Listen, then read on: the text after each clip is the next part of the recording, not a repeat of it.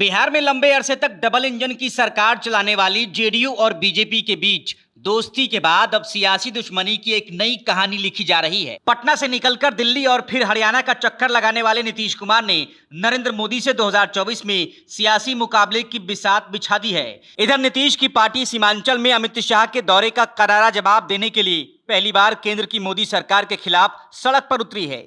JDU आज राजधानी पटना समेत बिहार के सभी जिलों के सभी प्रखंडों में सतर्कता और जागरूकता मार्च का आयोजन कर रही है। पार्टी के सभी नेता और विधानमंडल दल के सदस्यों के साथ प्रकोष्ठों के सभी पदाधिकारी अपने अपने क्षेत्र में इस मार्च में शामिल हुए हैं। पटना में जदयू के राष्ट्रीय अध्यक्ष ललन सिंह की अगुवाई में पटना हाईकोर्ट से गांधी मैदान तक मार्च निकाला गया। इसमें संसदीय बोर्ड के अध्यक्ष उपेंद्र कुशवाहा, एमएलसी नीरज कुमार, एमएलसी संजय सिंह समेत कई नेता शामिल हुए। इस मौके पर जेडीयू के वरिष्ठ नेता ललन सिंह ने कहा कि भाजपा द्वारा सामाजिक सौहार्द बिगाड़ने की साजिश के पर्दाफाश के लिए हम जागरूकता मार्च कर रहे हैं। केंद्र सरकार की गलत नीतियों के चलते देश में महंगाई और बेरोजगारी चरम पर है, इसलिए लोगों को सतर्क किया जा रहा है। भाजपा धार्मिक उन्माद फैलाने का प्रयास कर रही है, उसको मुंहतोड़ जवाब दिया जाएगा। वहीं उपेंद्र कुशवाहा ने कहा कि इस मार्च के माध्यम से आम जनता को जागरूक कर रहे हैं, सतर्क कर रहे हैं। भाजपा की साजिश है कि समाज में तनाव पैदा हो, भाईचारा खत्म कर दो ताकि बिना कुछ किए लोग गोलबंद होकर उनको वोट दें। इसी के खिलाफ आज हम लोगों को सतर्क कर रहे हैं। बता दें कि हाल ही में गृह मंत्री अमित शाह ने सीमांचल में नीतीश कुमार के खिलाफ जमकर भड़ास निकाली थी। उसके बाद जेडीयू इस कार्यक्रम को और जोर शोर से सफल बनाने में जुट गई। राज्य के हर प्रखंड मुख्यालय में मार्च आयोजित किया गया है। जेडीयू नेताओं के मुताबिक बीजेपी के शासन में देश के हालात खराब हैं, साथ ही संवैधानिक संस्थाओं को तहस नहस करने का काम किया जा रहा है। उन्माद फैलाया जा रहा है, सांप्रदायिक सौहार्द खराब करने का प्रयास किया जा रहा है। बिहार में भी अभी आए थे 23 तारीख को, क्या कहा उन्होंने कहा 23 तारीख को कि भाइयों पूर्णिया का ये हवाई अड्डा बनकर तैयार हो गया, तालियां भैया, तालियां बजाओ, तालियां बजाओ।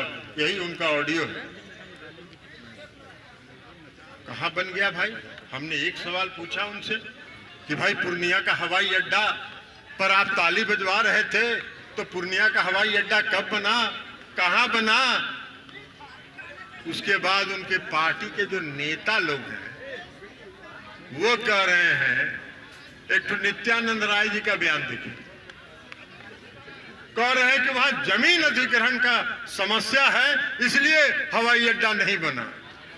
एक तो पटना के हैं रविशंकर जी, आजकल बेचारे बेरोजगार हैं, जो नौकरी कुछ था वो नौकरी भी उनका छिना गया, तो वो नौकरी छिना गया, बेरोजगार है। दिल्ली से पटना चले आते हैं, लगातार प्रयास कर रहे हैं कि कुछ न कुछ फिर रोजगार मिल जाए, नहीं मिलने वाला उनको है नहीं। लेकिन उनका भी हमने बाइट देखा, उन्होंने कहा कि ललन सिंह जी होमवर्क नहीं करते हैं। अरे भाई रविशंकर प्रसाद जी, आप बड़ा भारी वकील हैं, बेरोजगारी में हैं, तो टाइम ज्यादा है आपके पास, आप तो कम से कम होमवर्क करिए। आप तो ये बताइए कि पूर्णिया का हवाई अड्डा बना कि नहीं बना? आपके गृह मंत्री जी ने क्यों कहा कि पूर्णिया का हवाई अड्डा बनकर तैयार है? आपके गृह मंत्री जी जुमलेबाज हैं कि नहीं हैं, ये बताइए ना। और अगर जुमलेबाज हैं तो आपको एक बिहार के राजनीतिक कार्यकर्ता के रूप में, एक बिहार के सपूत के रूप में ताल ठोक के कहना चाहिए कि हमारे गृह मंत्री जुमलेबाज हैं। इसके बदले आप क्या करें? वो उनको आर्मी का, वो सेना का हवाई अड्डा है, उसमें बहुत तरह की गोपनीयता आ रही है। सवाल तो हमने पूछा ही नहीं, हमने तो सीधा सवाल पूछा था जिसका सीधा जवाब है। हमने सीधा सवाल पूछा, पूर्णिया का हवाई अड्डा बना कि नहीं बना, बना तो कब बना, और अगर नहीं बना तो आपके गृह मंत्री जुमलेबाज हैं कि नहीं है? तो उसका सीधा जवाब दीजिए, बना कि नहीं बना।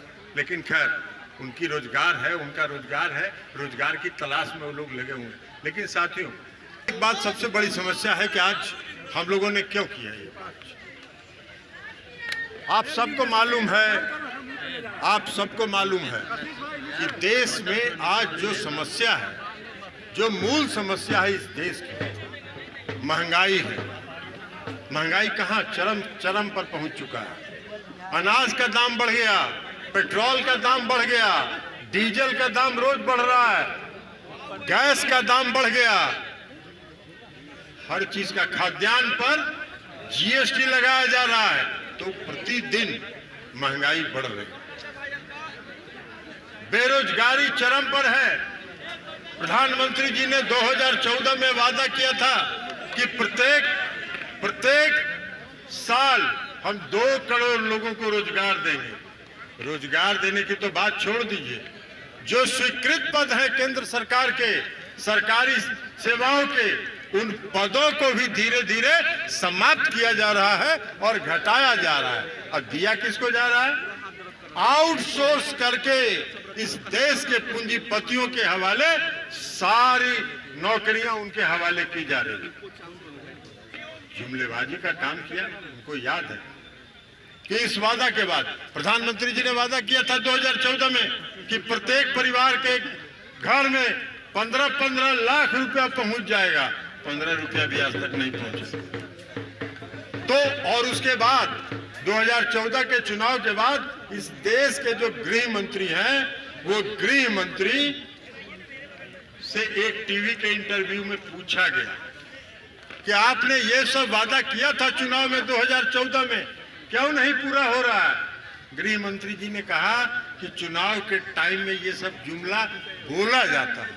अब भाई, आप इस देश का जो शासक है वो कहता है कि हम जुमलेबाजी करते हैं, इसको स्वीकार करता है। अब आप सोचिए इस देश का भविष्य क्या होगा। तो एक तरफ तो जो मूल समस्याएं हैं इस देश की, महंगाई, बेरोजगारी, रुपये का जो अवमूल्यन हो रहा है डॉलर के मुकाबले में, देश की जो अर्थव्यवस्था ध्वस्त होते जा रही है प्रतिदिन, उस पर चर्चा देश की जनता का ध्यान नहीं जाए, उस पर देश की जनता चर्चा नहीं करे। इसलिए ध्यान बटाने के लिए पूरे देश में धार्मिक उन्माद फैलाया जा रहा है, सांप्रदायिक सौहार्द खराब करने का प्रयास किया जा रहा है।